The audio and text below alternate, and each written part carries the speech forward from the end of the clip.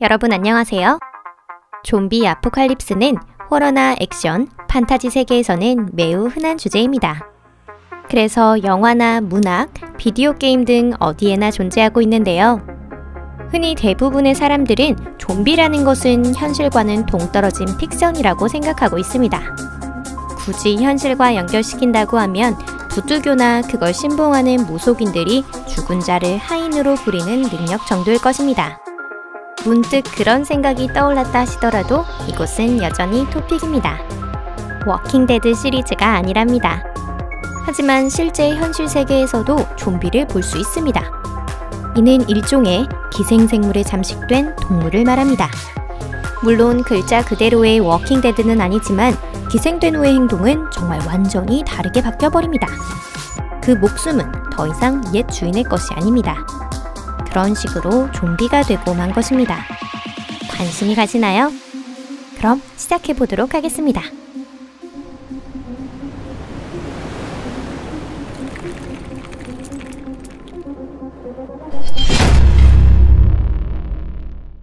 호위하는 애벌레.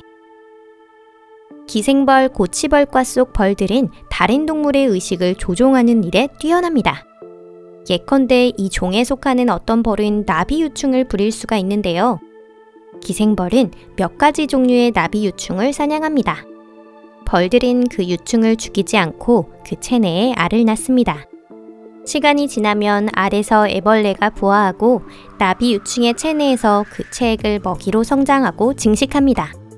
적정한 때가 오면 애벌레들은 나비유충의 몸에서 떨어져 번데기가 되지만 두세 개체는 체내에 머물며 신경계의 통제권을 앗아갑니다.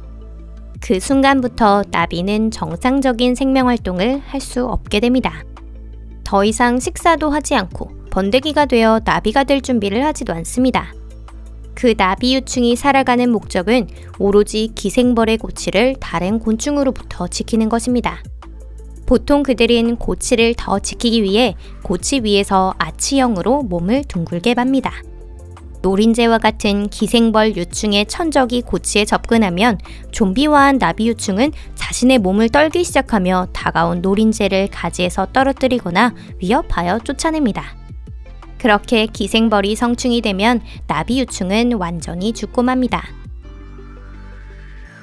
지배하는 세균. 수많은 균류 중에는 오피오코르디셉스 또는 좀비 곰팡이라 불리는 종자가 있습니다.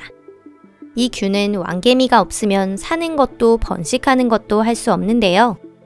우리가 독감 바이러스와 결핵균에 감염되는 것처럼 균은 호흡기를 통해서 개미에게 감염됩니다. 그렇게 되면 매우 신기한 일이 일어납니다. 얼마간은 균은 개미의 체내에서 양분을 흡수하며 살아갑니다. 그리고 균이 포자를 뿌릴 준비가 됐을 때 개미를 통제하기 시작하죠. 기생된 곤충은 행동이나 걸음걸이까지도 심하게 바뀝니다. 개미들은 자신들의 집을 버리고 충분한 높이를 가진 식물의 줄기를 찾기 시작하는데요. 적당한 식물을 발견하면 균은 턱에 경련을 일으키는 특수한 독을 분비합니다. 좀비화한 개미는 보통 식물의 잎 뒤쪽, 잎맥의 입자루 부분에 걸립니다. 개미는 턱을 열 힘도 없기 때문에 결국 축 늘어지게 되고 마는데요.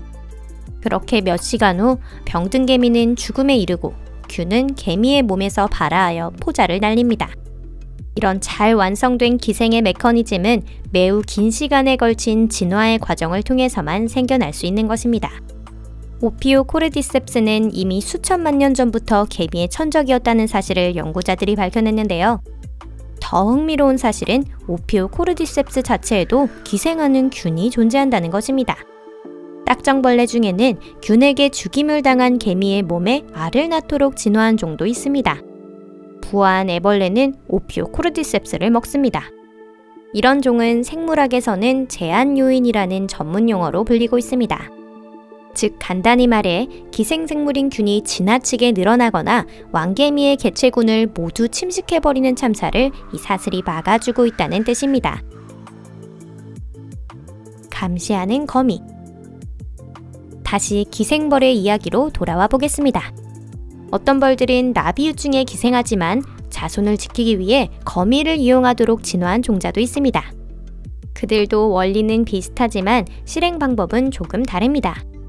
거미는 나비보다 더 강력한 존재로 기생생물에게 있어서는 훨씬 믿음직한 편입니다. 하지만 거미를 통제하는 것은 그보다 더 어렵습니다. 그럼에도 불구하고 기생의 메커니즘을 만들어내고야만 합니다. 기생벌에겐 행운이지만 거미에게는 악몽 같은 일이었죠. 모든 것은 기생벌이 거미를 찌르면서 시작합니다. 거미 안에 알을 낳고 그곳에서 애벌레가 부화합니다. 애벌레들은 숙주의 체액을 양분으로 삼아 자라나는데요. 이 단계에서는 아직 거미의 행동에는 아무런 변화가 없습니다. 애벌레가 성숙되어 가면 그때부터 거미를 좀비화시키는 신경독을 쓰게 됩니다. 이것은 기생한 지 만 2주 후에 시작되어 서서히 진행합니다. 이때부터 거미는 평소에 만들던 집과는 완전히 다른 집을 만들기 시작합니다. 집을 다 지으면 거미는 둥지 중심의 자리를 잡고 곤충을 포식하는 것이 아니라 직접 쫓게 됩니다. 그와 동시에 유충을 위한 고치를 만듭니다. 적절한 때가 와서 유충이 숙주의 체내에서 부화하면 숙주를 잡아먹고 성체가 되기 위해 미리 준비된 고치를 이용하는 것입니다. 익사하는 메뚜기. 유선형 동물이 생명 유지에 필요한 것은 바로 물입니다. 그들은 평소 물속에 못 들어가는 귀뚜라미나 메뚜기 같은 곤충에 기생합니다. 한마디로 말하면 가엾은 곤충을 어떻게 하면 물속에 입수시킬 수 있을지를 생각하도록 자연이 그들에게 명령한 것이죠. 그리고 그들은 그 방법을 생각해냈습니다. 유선형 동물의 유충은 곤충의 체내에서 체액을 흡수하며 성장하는데요.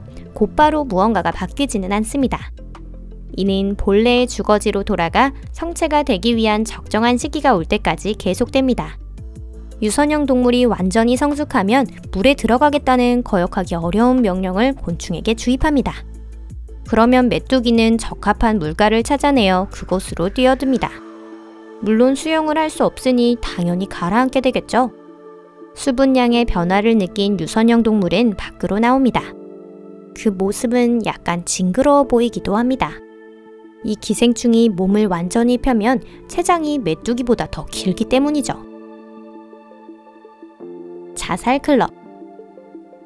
숙주의 본능에 큰 변화를 가하지 않으면서 단지 그 죽음에 가까워지게 하는 기생생물도 여러 존재합니다. 가령 우리 모두가 아는 귀엽고 순한 공벌레라는 절지동물이 그렇습니다. 그들을 잡아먹는 것은 찌르레기 등의 조류인데요. 공벌레는 동그랗게 몸을 말아 자신을 보호하려고 합니다. 찌르레기에 기생하는 생물 중에는 이 공벌레를 중간 숙주로 이용하도록 진화한 것도 있습니다. 그 때문에 기생충은 공벌레의 행동을 통제하는 방법을 익히게 되죠. 기생충의 알은 똥에 섞여서 찌르레기의 몸을 떠납니다. 그 똥을 공벌레가 먹습니다. 공벌레의 소화기 안에서 기생충이 부화하고 이를 통해 공벌레에게 심어져 있던 프로그램이 바뀌어버립니다. 그렇게 되면 공벌레는 몸을 둥글게 마는 것을 그만두고 찌르레기에게 쉽게 먹히고 맙니다.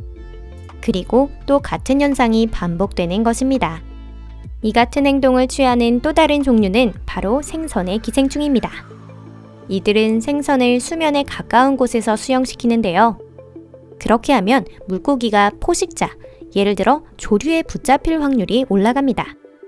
그러면 기생충이 또다시 새로운 숙주의 체내로 넘어가는 것입니다.